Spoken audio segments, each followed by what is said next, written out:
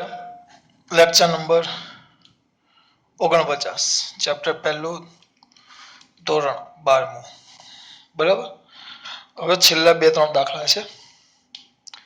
Lecture 49 આવી ગયો અથવા સોરી સ્વાધ્યાયનો છે 1.7 સવાલ પૂછ્યો તમને. થોડુંક ધ્યાન આપજો. હવે આ પેલા શું કહેવાય વાક્ય રચના જેવું છે કે સમજાવો પેલા શું કહેવાય 1 માર્ક્સના સવાલ હોય ને એવું. પહેલો સવાલ વાંચો તમને અંદાજો આવશે. 1.7 માં પહેલા બી છે. 1.7 નો બી પહેલા એ નો આવે પણ તમને ખબર તો છે વિપુલ સર થોડુંક અલગ જ કરે. બે ક્ષેત્ર રેખાઓ કોઈ એક બિંદુએ એકબીજાને શા માટે છેદતી નથી? એટલે આ સવાલ આપણે થિયરીમાં ભણી ગયા. શા માટે છેદતી નથી? એ કામ હોય જો છેદે. આ બે વિદ્યુત ક્ષેત્ર રેખાઓ છે. આપણી પાસે કલર અવેલેબલ છે તો આપણે બીજા કલરનો ઉપયોગ કરશું.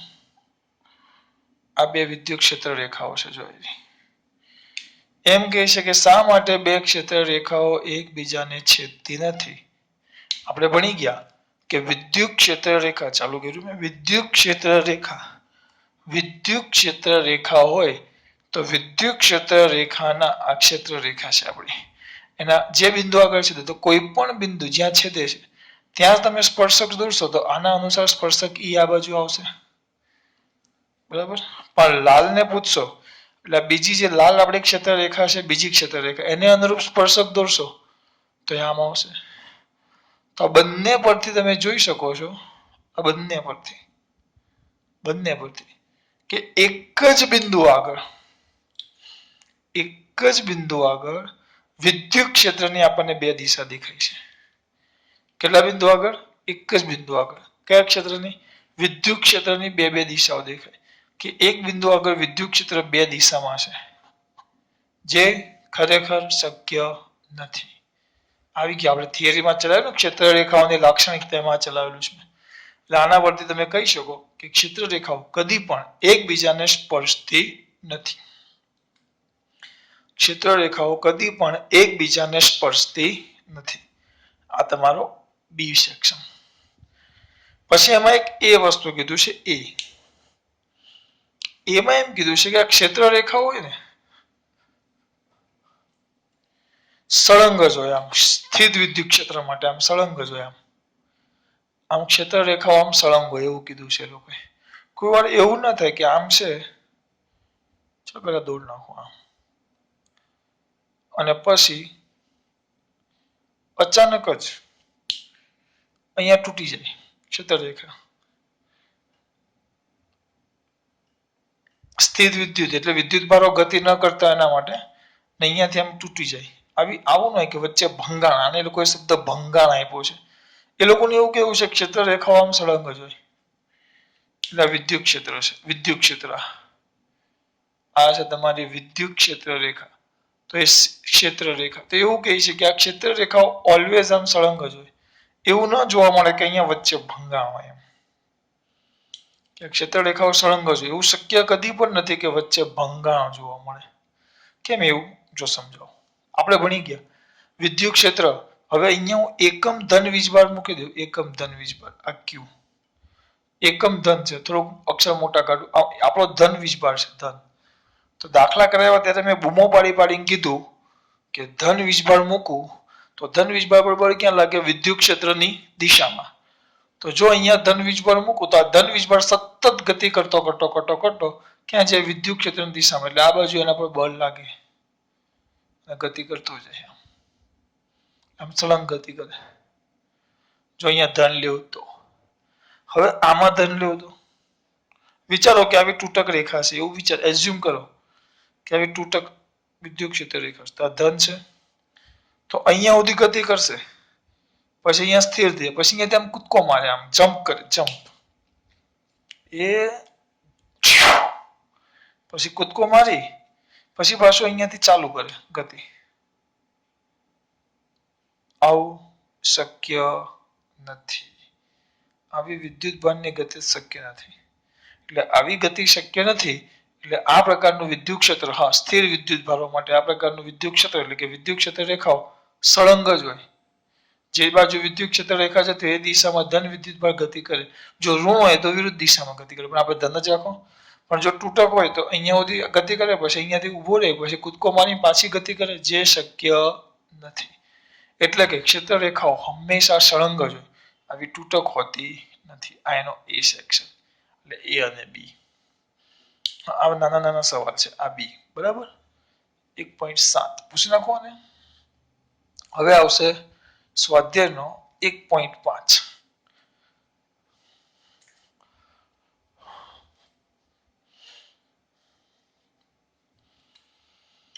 સ્વાધ્યાયનો 1.5 સવાલ વાંચી રહ્યું છું પહેલા. એટલે આ બધા એમને ખાલી સમજૂતી માટે છે. જ્યારે કાચના સળિયાને રેશમના કપડા સાથે ઘસવામાં આવે ત્યારે વિદ્યુતભાર બંને પર દેખાડે છે. બરાબર, દેખાડે છે. આવી ઘટનામાં પદાર્થોની અન્ય જોડીઓ માટે પણ જાણે છે. વિદ્યુતભાર સંરક્ષણ નિયમ સાથે આ બાબત કેવી રીતે સુસંગત છે તે સમજાવો. હવે આપણે એક ઉદાહરણ મેં તમને કીધેલું, કાર્ય ધનિયા. યાદ હોય તમારા દીકરાઓને. કાર્ય ધનિયા પફ લે આખું હતું. આપણે પફ નથી લેવો, આપણે ખાલી કાર્ય ધનિયા લઈ લઈએ. કા એટલે કાચ છે, આ કાચ છે, અને આ રેશમનું કપડું છે. કયું કપડું છે? રેશમ. આ શું છે? કાચ નો સળિયો. ને આ કયું કપડું છે? રેશમનું.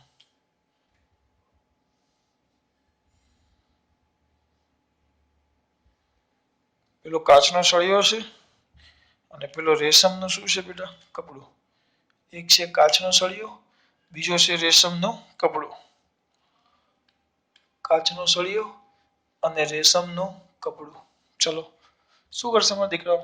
જો શરૂઆતમાં બંને ધ્યાન આપજો. શરૂઆતમાં ઇન ફ્રન્ટ પહેલા બંને વીજભારની દ્રષ્ટિએ તટસ્થ હશે. શરૂઆતમાં બંને એક કામ કરી ચલો. શરૂઆતમાં બંને તટસ્થ. બંને તટસ્થ એટલે કોઈ વીજભાર જ નથી. જો આના પરનો વીજભાર લ્યો Q1 is equal to 0 અને આના પર Q2 is equal to પણ 0.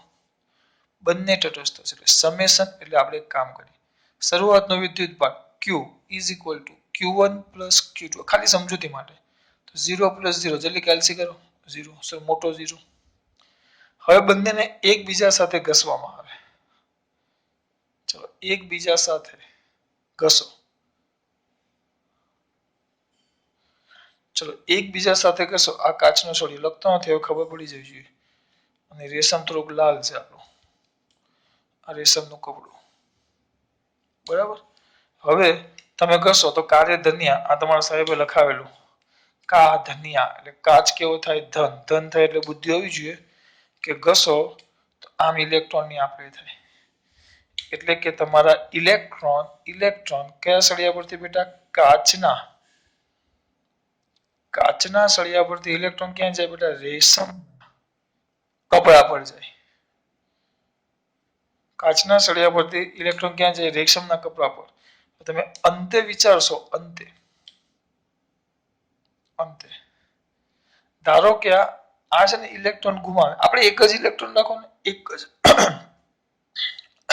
અથવા એક કામ કરો, ઇલેક્ટ્રોન કેટલા? 5 રાખો ને.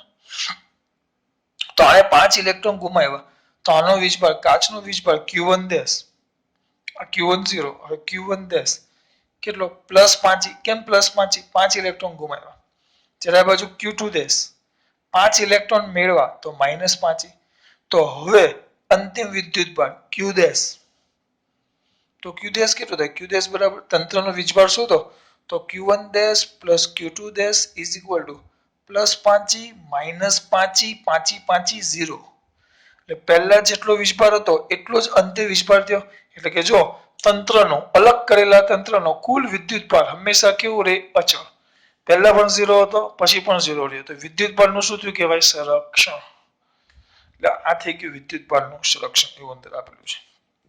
એટલે આ એ દર્શાવે કે કોઈ પણ પ્રક્રિયા થાય હા, અલગ કરેલા તંત્રમાં જૂની ચોપડીમાં કમ્પ્લીટ લખેલું. આમાં એવો સવાલ એક જ મિનિટ જોઈ લો, હોય તો આપણે જોઈ લઈએ. આપણે એવું કઈ અભિમાન નથી, આપેલું જ છે બરાબર. તો એ જ આવે બેટા. શું અલગ કરેલું તંત્ર હોય? કયું તંત્ર હોય બેટા? અલગ કરેલું. તો અલગ કરેલા તંત્રમાં કોઈ પણ પ્રક્રિયા થાય, કોઈ પણ અલગ કરેલા તંત્રમાં કોઈ પણ પ્રક્રિયા થાય તો એ પ્રક્રિયામાં તમે એનો બેઝિક સરવાળો કરો. વિદ્યુત ભારનો કેવો સરવાળો કરવામાં આવે? બેઝિક સરવાળો. તો એ સરવાળો કરતા પરિણામી વિદ્યુત ભાર 0 જ થાય. એટલે આનું ઉદાહરણ એ કહેલું. જે શરૂઆતનો પહેલાનો વીજભાર હતો, હા, પણ શબ્દ યાદ રાખજો, અલગ કરેલું તંત્ર. અલગ કરેલું તંત્ર એટલે શું? એવું તંત્ર કે જેમાં બહારથી કોઈ વીજભાર અંદર આવી નથી શકતો કે અંદરથી કોઈ વીજભાર બહાર નથી જઈ શકતો, એને અલગ કરેલું તંત્ર કહેવાય. બોલું ખબર પડી? એનું એક ઉદાહરણ આવ્યું. અલગ કરેલું તંત્ર એટલે ખબર પડી? બહારથી કોઈ વીજભાર આવી ન શકે. હા, એટલે અંદર એવી ઘટના થાય એમાં ક્યાં તો સમાન અને ઉદાહરણ આપું એક તો તમને આમાં ખબર પડી. આ તમારો પાંચમો. પણ અત્યારે એક થિયરી જેવું ચલાવી દઉં કે વિદ્યુત ભાર સંરક્ષણનો નિયમ. કયો નિયમ બેટા? વિદ્યુત ભાર સંરક્ષણનો નિયમ છે. આ પાછો ત્રીજા ચેપ્ટરમાં પણ આવશે.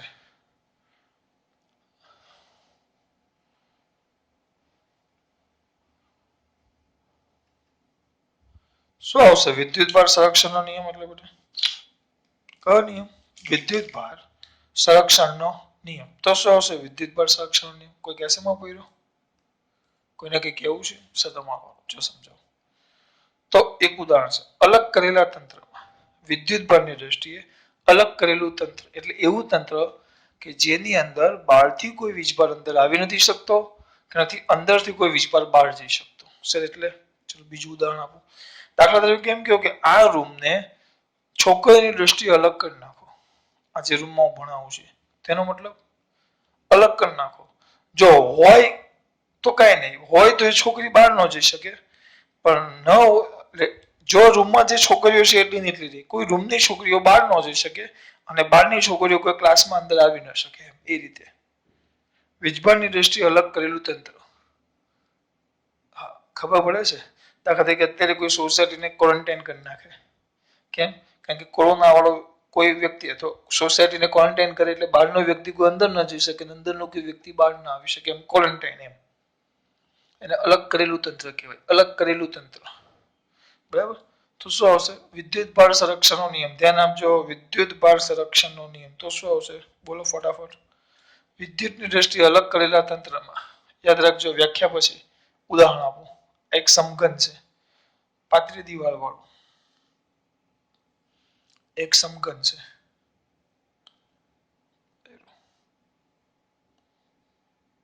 બરાબર. આ શું છે બેટા? સમઘન.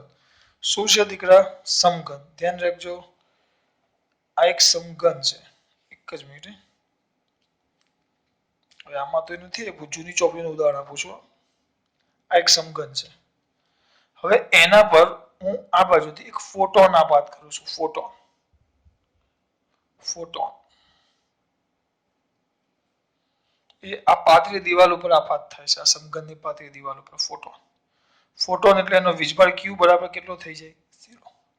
હવે અંદર જાય, જેવું પેટીની અંદર જાય તો તરત જ એ જે ફોટોન તમે આપાત કર્યો ને અહીંયા, જેવો ફોટોન અહીંયા આપાત થયો તરત જ એ ફોટોનનું અંદર એવી પ્રક્રિયા થાય કે જેથી કરીને બે વસ્તુ ઉત્પન્ન થાય.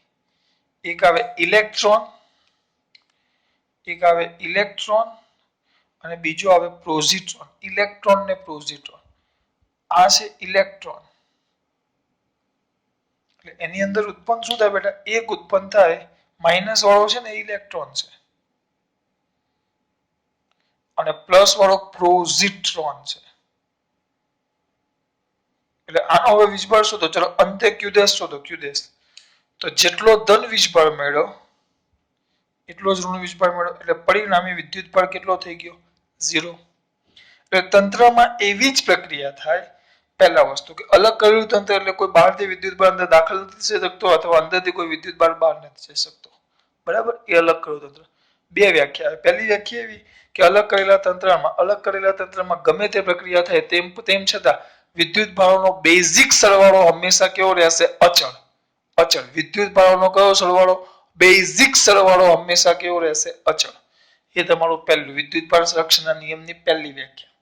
બરાબર? જે મેં તમને પેલું આગળ વાત કરી, પેલું આપલે ગમે તે પ્રક્રિયા થાય, પેલી ઘસવા વાળી વાત કરી કાચના સળિયા. પછી બીજું, અથવા તો અલગ કરેલા તંત્રમાં એવી જ પ્રક્રિયા થાય કે જેથી ક્યાં તો સમાન મૂલ્યના અને પરસ્પર વિરુદ્ધ વીજભાર વાળા વિદ્યુત ભારો ક્યાં તો ઉત્પન્ન થતા હોય ક્યાં તો નાશ પામે. એટલે જો આમાં પ્રક્રિયા થઈ પણ આમાં ઉત્પન્ન થવાની પ્રક્રિયા થઈ, પણ એવા વીજભારો ઉત્પન્ન થયા, એક બાજુ પ્લસ થયો તો એવો જ બીજો માઇનસ થયો, એટલે પરિણામે વિદ્યુત ભાર તો તમારો કેટલો થયો? ઝીરો. ઝીરો નહીં, ઝીરો, જે તો આપણો શરૂઆતનો વિદ્યુત ભાર હતો. એટલે કે વિદ્યુત ભારોનો બેઝિક સરવાળો તો અચળ છે. આ વ્યાખ્યા છે. એના જૂના ઉદાહરણની આ વ્યાખ્યા. કેની વાત કરી આપણે? વિદ્યુત ભાર સંરક્ષણનો નિયમ. વિદ્યુત ભાર સંરક્ષણનો નિયમ. બરાબર છે? હવે આમાં વ્યાખ્યાઓ લખો. આ વિદ્યુતની દ્રષ્ટિએ અલગ કરેલા તંત્રમાં કુલ વિદ્યુત ભારનું સંરક્ષણ થાય છે. એટલે અલગ કરેલા તંત્રનો કુલ વીજભાર અચળ રહે છે. જે મેં તમને આગળ કીધું એ આમાં એવું લખ્યું. અચળ રહે છે એટલે પહેલું ઉદાહરણ આના પહેલાનું. અને બીજું કીધું છે વિદ્યુત ભારને ઉત્પન્ન કરી શકાય નહીં, તેમજ નાશ પણ કરી શકાતો નથી, પણ તે માત્ર એક પદાર્થ પરથી બીજા પદાર્થ પર જઈ શકાય છે. જ્યારે આપણે બે પદાર્થો ઘસીએ છીએ ત્યારે એ બધું આપણે હમણાં જે વાત કરી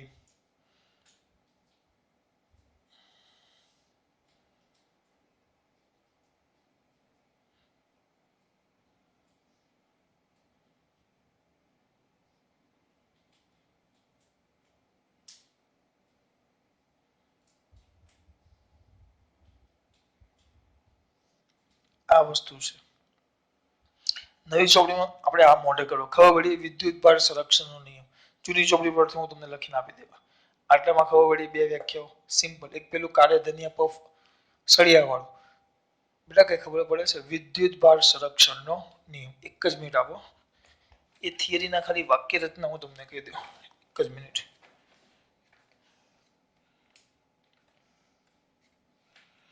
જો સાંભળો બેટા. વિદ્યુતની દ્રષ્ટિએ અલગ કરેલા તંત્રમાં ગમે તે પ્રક્રિયા થાય તો પણ વિદ્યુત ભારોનો બેઝિક સરવાળો, મારા વિધાનો જ છે બધા યાદ છે એમ તો મને, બેઝિક સરવાળો હંમેશા કેવો રહે છે? અચળ. એવું વિદ્યુતની દ્રષ્ટિએ અલગ કરેલા તંત્રમાં બહારથી કોઈ વિદ્યુત ભાર તંત્રમાં પ્રવેશી શકતો નથી કે અંદરથી કોઈ વિદ્યુત ભાર બહાર જઈ શકતો નથી. એટલે કે તંત્રમાં કોણ આવી જઈ શકે? વિદ્યુત ભાર વિહીન વસ્તુ જ આવ જાવ કરી શકે. પછી પેલું કાચના સળિયા વાળું ઉદાહરણ આપ્યું છે. કાચના સળિયાને કોની સાથે ઘસવામાં આવે? રેશમના કપડા સાથે. બરાબર? અને પછી બીજું ઉદાહરણ પેલું આ પેટી વાળું આપ્યું છે. આનો ફોટો પાડીને તમને મોકલી દઈશ. બરાબર? બીજી રીતે કહીએ તો વિદ્યુતની દ્રષ્ટિએ અલગ કરેલા તંત્રમાં વિદ્યુત ભાર સાથે સંકળાયેલી એવી જ પ્રક્રિયાઓ થઈ શકે કે જેમાં સમાન મૂલ્યના અને વિજાતીય વીજભારો ક્યાં તો ઉત્પન્ન થતા હોય અથવા ક્યાં તો નાશ પામતા હોય. આ થઈ ગયો વિદ્યુત ભાર સંરક્ષણનો નિયમ. મેં કીધું એ જ બોલ્યા. બે આકૃતિ પહેલા દોડ નાખજો, એની સામે એના મુદ્દા લખી નાખવાના. પહેલી આકૃતિ એનો મુદ્દો, બીજી આકૃતિ એનો મુદ્દો. ખબર પડે છે? આગળ દોડેલી આકૃતિ. ચલો આ કયો થઈ ગયો તમારો? એક જ મિનિટ. કયો થઈ ગયો? સ્વાધ્યાયનો 1.5. બરાબર? હવે છે સ્વાધ્યાયનો 1.5 પછી છે 1.4.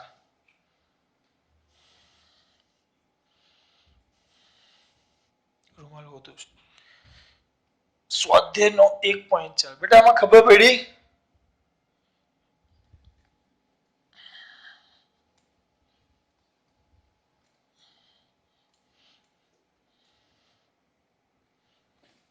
ચલો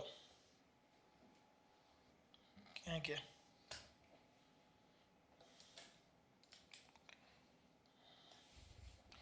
એક જ મિનિટ.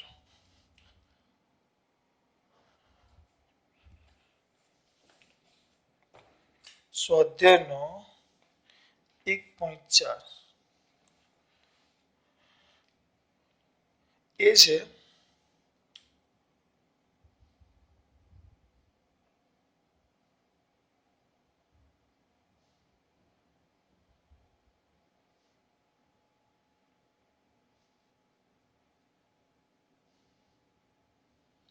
વિદ્યુત ભારનું ક્વોન્ટમીકરણ. બરાબર? આ સવાલ ચલાવો એના પહેલા ચોખ્ખું જ કહી દઉં કે અત્યાર સુધી આની સ્પષ્ટ માહિતી કોઈ વૈજ્ઞાનિક અત્યાર સુધી આપી શક્યું નથી. પહેલા ચોખ્ખા શબ્દમાં કીધું છે. એટલે એમ થાય કે ખબર ન પડી તો બેટા ચિંતા નહીં કરવાનું. વૈજ્ઞાનિકોને હજી સંપૂર્ણ ખબર પડી નથી. સ્પષ્ટ માહિતી એમ માહિતીઓ બહુ બધી છે પણ સ્પષ્ટ માહિતી અત્યાર સુધી આની મળી નથી. વિદ્યુતભારનું કોનું કરણ કીધું છે બેટા? ક્વોન્ટમીકરણ. તો કુદરતમાં મળી આવતા બધા જ વિદ્યુત ભારોનો યાદ રાખજો. શેમાં બેટા?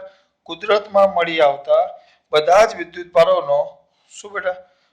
વિદ્યુત ભારોના મૂલ્યો વ્યાખ્યા લખું છું. કુદરતમાં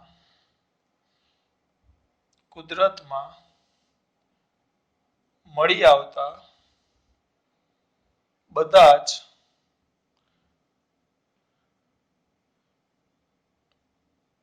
વિદ્યુત ભારોના મૂલ્યો એ કોઈ મૂળભૂત વિદ્યુત ભારના મૂલ્યના પૂર્ણ ગુણકમાં હોય.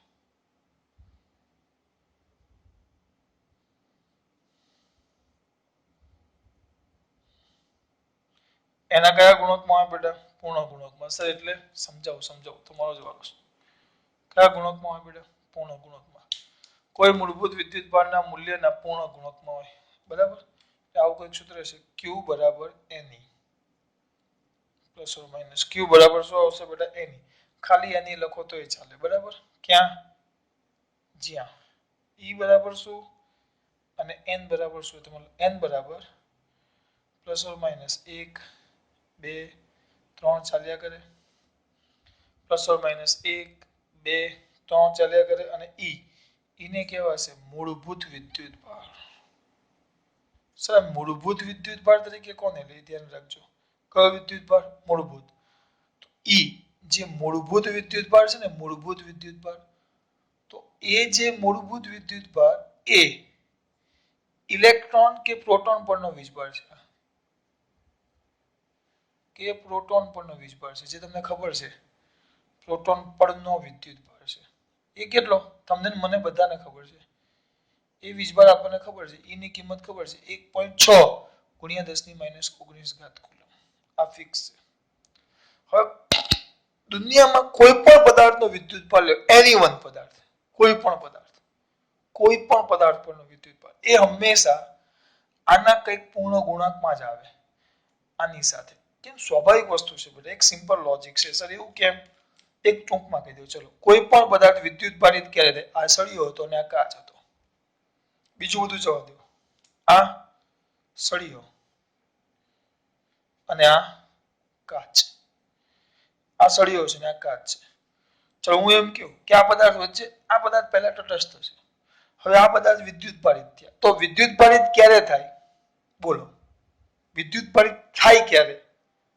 સર જ્યારે એની વચ્ચે ઇલેક્ટ્રોનની આપ-લે થાય. તો ઇલેક્ટ્રોન જાય તો ઇલેક્ટ્રોન ક્યાં? તો એક જાય. સર તમે બોલ્યા એમ આ કાચ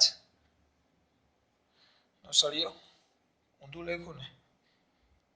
ચલો અહીંયા જુઓ. ચલો આ કાચનો સળિયો અને આ રેશમનું કપડું. હવે આપ-લે કોની થાય? ઇલેક્ટ્રોનની જ આપ-લે થાય.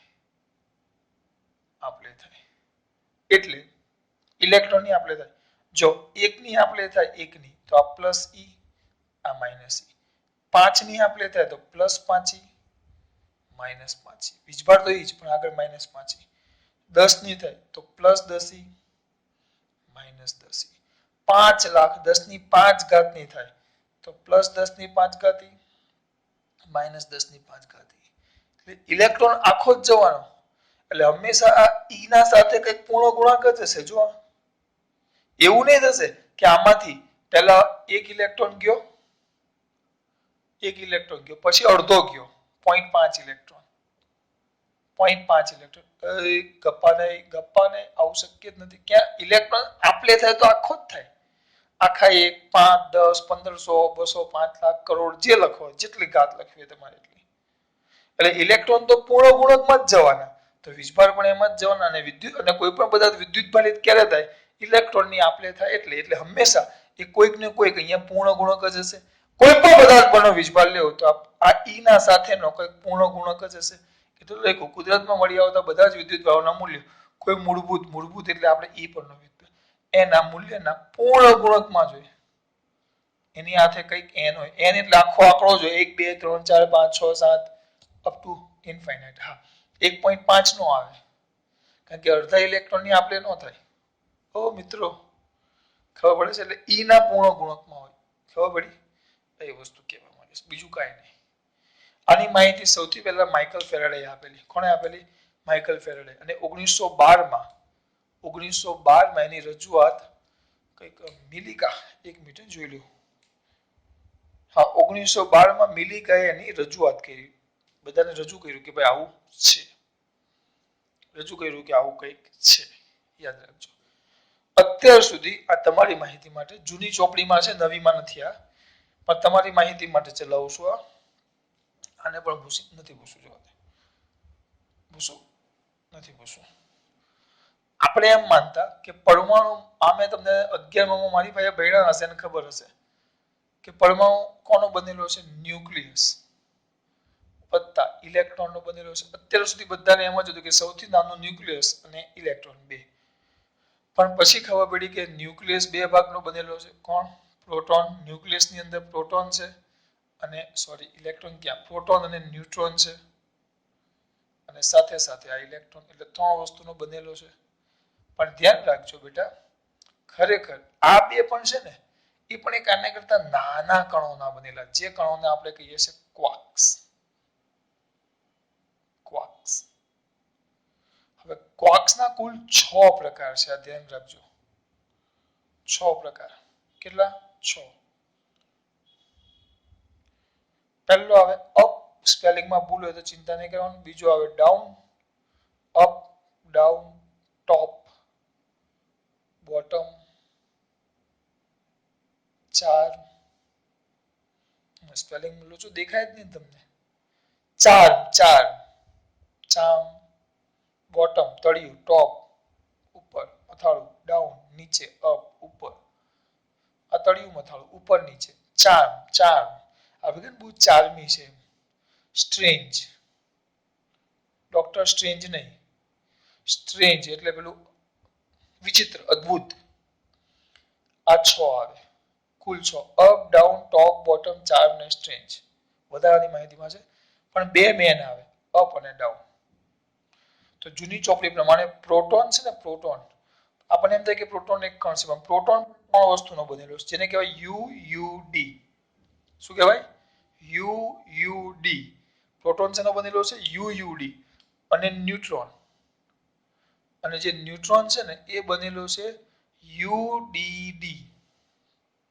એવું સર યુડીડી ભારતીય એની વાત નથી કરતો. મારી દીદી તમારી દીદી એવું બધું નથી. આ યુ હવે યુ એટલે અપ માટે યુ વપરાય. અપ ધ્યાન આપજો. અપ તો અપ નો વીજભાર યાદ રાખજો +2/3e છે. સર તમે ક્યાંથી હોય તો બેટા ચોપડીમાં આપ્યું એટલે મને ખબર છે. અને ડાઉન નો આવે -1/3e. આ વૈજ્ઞાનિકો શોધ્યું છે મેં નહીં. ખાલી ક્વાર્ક લખશો એટલે યુટ્યુબમાં બહુ બધું જોવા મળશે પણ એવું જોવા બેસતા ને પહેલા મોઢે કરજો. અપ આવે +2/3, ડાઉન આવે -1/3. તો પ્રોટોનની વાત કરશો પ્રોટોનની બેટા તો યુયુડી. તો ચલો જો ખરેખર એવું થાય યુની કિંમત મૂકો ચલો મારા દીકરાઓ. લાગી પડો. યુ કેટલા છે? +2/3 ઈ રહી ગયો લખવાનો. E પ્લસ ડાઉન અહીંયા લખું ચલો યુ +2/3e +2/3 બે યુ છે પછી ડાઉન -1/3e. છેદ સરખો તો ઉપર સરવાળો 2 ને 2 4 ને 1 3. ખબર પડે?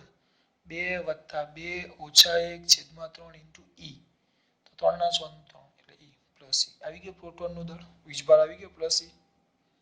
પ્રોટોનનો વીજભાર +e. ન્યુટ્રોન લ્યો u +2/3 -1/3 -1/3 તો 2 -1 -1/3 તો 0. આ e છે 0e ટૂંકમાં 0 ન્યુટ્રોન વીજભારની દ્રષ્ટિએ કેવો છે? તટસ્થ. કદાચ એમસીક્યુમાં ભૂલે ચૂકે પૂછી લે તો પ્રોટોન શેનો બનેલો છે? અપ અપ ડાઉન નો. ન્યુટ્રોન શેનો બનેલો છે? અપ ડાઉન ડાઉન નો. કુલ કેટલા? 6 અપ ડાઉન ટોપ બોટમ 4 ને સ્ટ્રેન્થ. એમાં આપણે બે લીધા, અપ અને ડાઉન. એટલે જો તમને એમ પૂછે દ્રવ્ય શેનું બનેલું છે, તો દ્રવ્ય ક્વાર્ક્સ અને ઇલેક્ટ્રોનનું બનેલું છે. કારણ કે પરમાણુ કોઈ પણ દ્રવ્ય ન્યુક્લિયસ ને ઇલેક્ટ્રોનનું બનેલું છે.